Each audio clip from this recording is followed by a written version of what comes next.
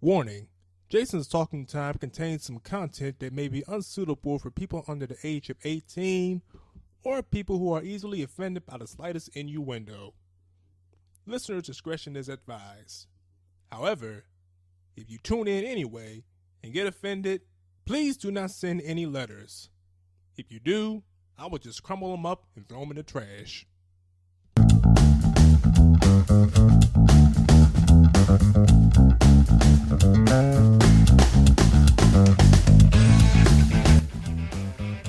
This is Jason's Talking Time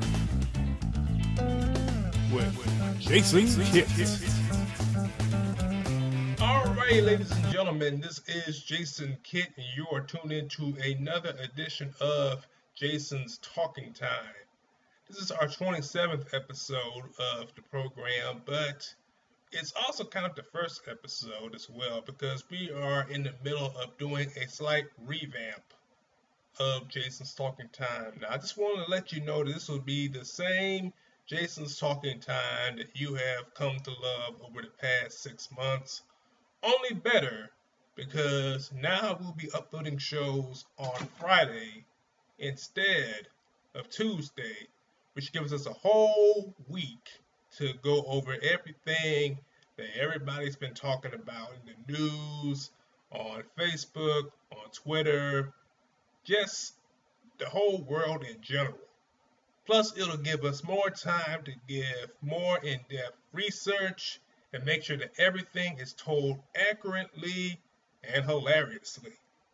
Because that's what I do. I'm a funny guy, I like to be funny, so the comedy isn't going to stop anytime soon.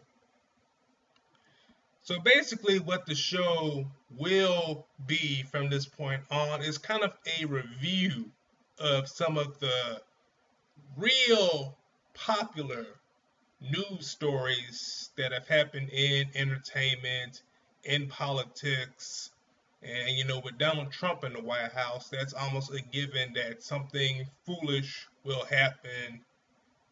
It's almost guaranteed at this point. Like, for example, today, Donald Trump dropped a huge bomb, a literal bomb on Afghanistan. And from what I hear, the attack was basically on something that, compared to other attacks that have happened in this country, is relatively minor. So at this point, Donald Trump is basically blowing shit up just for something to do. And that really does scare the hell out of me because we just might be on the brink of World War III with this nut in the White House. Now, on this week's Your Time to Talk poll, which was put out on Tuesday, I asked my listeners to vote on whom they think was having the worst week. And unsurprisingly, the majority went with United Airlines, despite the fact that Sean Spicer has again put his foot in his mouth for the umpteenth time, bringing up Adolf Hitler when they were interviewing him about the Syrian attack that President Trump placed last week, which, again, little to no sense whatsoever. And the fact that he did this without the consent of anybody. He didn't talk to Congress about it, didn't talk to the Senate about it, didn't talk to nobody. He just said, you know what, I feel like bombing Syria today, so I'm going to go ahead and drop this bomb. And can't nobody tell me otherwise because I'm President fucking Trump. And proceeded to bomb Syria. Now, mind you, Syria, I can kind of understand the whole need for the Syrian attack because of all the stuff going on over there. But Afghanistan, to me, makes absolutely no goddamn sense whatsoever. It's just completely random. Plus, the fact that he used all those explosives. This was the biggest non-nuclear bomb attack since World War II. So that should tell you right there we are about to be in some deep shit. And even if they don't attack the United States of America, a lot of lives are still going to be in danger because you're going to have soldiers going off to war, and we're going to have people being attacked overseas. They'll be attacking the embassies. Even if they don't attack U.S. soil, they might attack something else related to the United States, and still some civilians could be lost. So we are definitely in some trying times right now. And I'm going to be talking about it. I'm going to be talking to people voted for Donald Trump because he talks his mind. He says whatever the hell he wants without any repercussion whatsoever. But I'm going to do the exact same thing. And y'all love Donald Trump for talking mess. I'm going to talk some stuff too. Two can play that game. Now, among the things that have been dominating the news this week was, of course, that little incident that happened on the United Airlines flight this past Sunday. Now, the official story that I've read, according to USA Today, was that the flight was actually not overbooked, but it was full enough for them to say, all right, four y'all need to get your ass off the plane. Now, those seats that they were giving up were meant to accommodate some people whom were supposed to be working another flight that was in danger of being canceled. So, my guess was they did a lottery to see who would have to give up their seats, because obviously nobody volunteered. And a physician by the name of David Dale just happened to be one of those unlucky people whose name came out of the hat that they apparently drew this lottery in. And of course, David Dale, being in such a hurry to get to Kentucky because he had to go do his job, did not want to forfeit his seat. And he told them politely yet firmly, I do not want to give up my seat. And they asked him again and again and again and again. And then eventually it got to the point where Dale got visibly annoyed. Who wouldn't in this particular scenario? That they actually had to have the police come in and pick him up out of his seat and forcibly drag him off of the plane. And in the process, he banged his head against some seats and some other shit like that, and it caused him to lose 2 front teeth. He's had some nose injuries, some nasal injuries, among other things that he is currently being hospitalized in Chicago for. And unsurprisingly, he is planning to sue the pants off of United Airlines. And first of all I gotta say about this whole thing is that the people at the airport should have known about this little issue from Jump Street. I mean, people book their flights months in advance. I mean, this guy probably bought his ticket when Obama was still the president. And for him to get on the flight and be told he has to give up his seat after all that, of course, I would not want to give up my seat. And they should have done this before the plane started boarding, because you're more likely to have volunteers if they're waiting around waiting to get on the plane rather than them being on the plane already. Because who knows, maybe there was a flight leaving at a earlier time or a later time, and maybe there were some people on the plane who were in no big hurry. I gotta tell you, I have flown many times, and trust me, getting on the plane is an ordeal. Because first of all, where I fly, they don't have assigned seats, so it's first come, first serve. And you have to get on the plane. You're probably like in boarding zone B or C, and so you got to get on the plane, and you got to find an overhead bin that hasn't been taken yet, You finally get your stuff into the overhead bin after it kept falling out 3 different times. And then you finally get in your seat. You get your little carry-on bag under the seat. You finally get comfortable. You put your seatbelt on. You put your headphones on. You start jamming out to your headphones. You get comfortable. And then all of a sudden somebody comes and says, this flight is overbooked. I'm going to need you to get up. I really got to hand it to Mr. Deo for being patient as long as he was, because had that been me, I probably would have been cussing those people out. So I would have been like, fuck no, I ain't giving up my damn seat. It's like, I paid $150 for this seat. I gotta get to Kentucky. I ain't getting off this damn plane for nobody. I would be like, y'all gotta get another plane. Y'all gonna have to get y'all a Cessna or a Beechcraft to put those 4 people on, because I done paid my money. It's like, I done been through all this already. I'm already on the plane. I'm in my feet. I'm comfortable now. I want to put my headphones on. I want to lay back. I want to go to sleep. I am not getting off of this plane for shit. Now, ever since this incident has taken place, they have basically come out with all sorts of dirty laundry on Mr. Deo.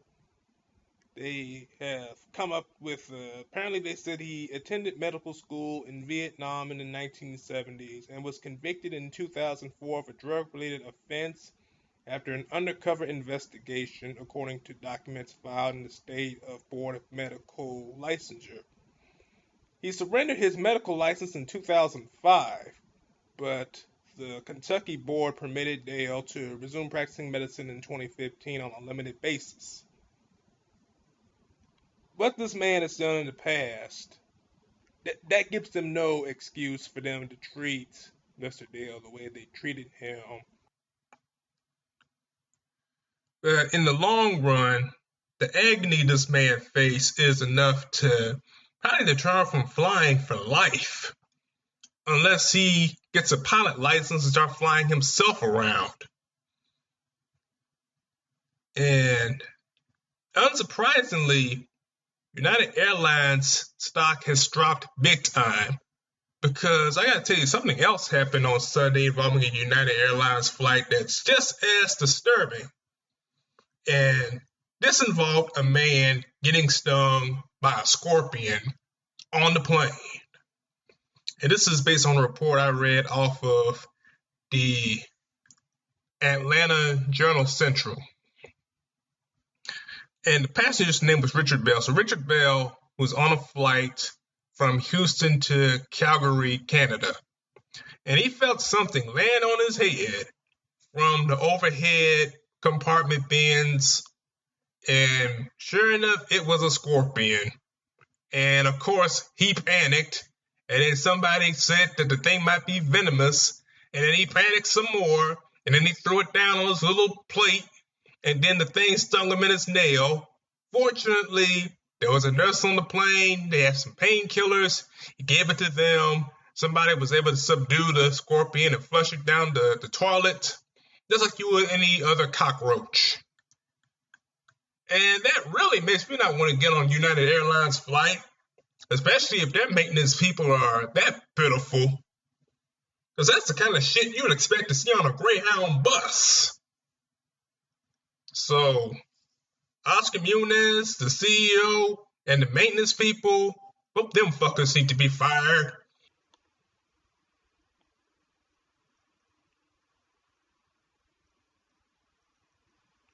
Now, personally, if I were in either of these guys' shoes, what I would do personally is I would find the best lawyer out there and have them represent me in suing United Airlines. And maybe, just maybe, get enough money in the settlement to start my own airline. That way, you can run things a lot better than United or Delta or all of them put together. Just take what you learned from your misery on these flights and just do whatever you can to improve the whole situation. Kind of like, I know what I'm explaining is essentially the plot from Soul Plane. Mediocre as that film was, they had the right idea. So basically, take the money and start your own airline, or better yet, hire your own pilot. Buy yourself a nice Learjet with the big leather seats and the fancy bathroom and the shower and all that shit, and just have your own pilot fly you for the rest of your life. And you never have to deal with anybody dragging you off the plane or any random insects stinging you from the overhead bin. All right, I'm sure that you have all heard about the sudden and very sad passing of comedian Charlie Murphy this past week. And he was one of my idols in the world of comedy. I especially enjoyed hearing his stories about his days as security guard with his brother Eddie during the height of his fame, especially his encounters with Rick James and Prince and many other celebrity encounters I'm sure he has not told to the public that I'm sure other people may have heard that were just as humorous. I remember they reran his Unsung episode last night. TV One does a series called Unsung where they highlight lesser known R&B singers from the 60s to the double zeros.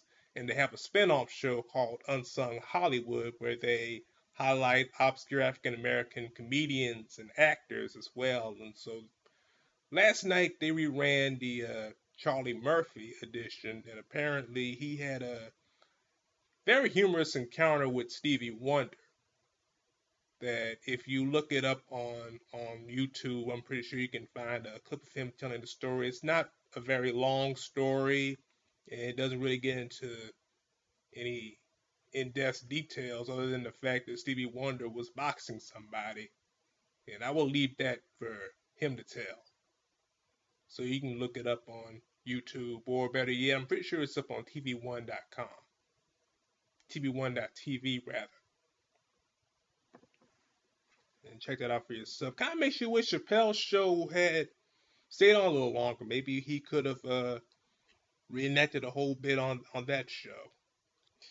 But apparently, before he passed away, Charlie Murphy posted one last tweet because, of course, he died of leukemia, which is a form of cancer of the blood. And and I guess and obviously he kept this a secret from his fans, and probably only his close friends and family knew about it. So apparently, his last tweet was from Tuesday, April 11th, this past Tuesday before he passed away, 10 o'clock. He said, "On to sleep on, one to sleep on. Release the past to rest as deeply as possible." Which, very deep words from a very deep and funny man. May we take that to heart.